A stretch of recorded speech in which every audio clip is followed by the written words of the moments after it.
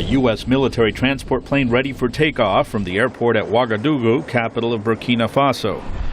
On board are U.S.-trained Burkinabe troops on a training mission to Mali. This airport is the hub of what the Washington Post newspaper recently reported is a growing operations and surveillance network that the U.S. is setting up across much of Africa. U.S. officials are not confirming the newspaper's reports that the military is using small, unarmed turboprop planes disguised as private aircraft to conduct surveillance. The details of such operations are secret, but General Carter Ham, commander of U.S. forces in Africa, says the missions themselves are not. Do we collect information across Africa? Yes, we do. But we do that with the consent, first of all, with our ambassador, and then secondly, with the consent of the nations that are involved. The United States military is increasing its focus on Africa as part of President Obama's new defense strategy. Control.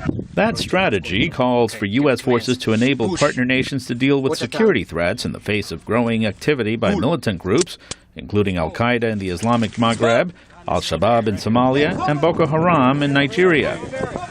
About 100 U.S. Special Operations Forces troops have been in Uganda for months, supporting troops from partner nations who fight the Lord's Resistance Army Group and helping them hunt for the group's leader, Joseph Kony.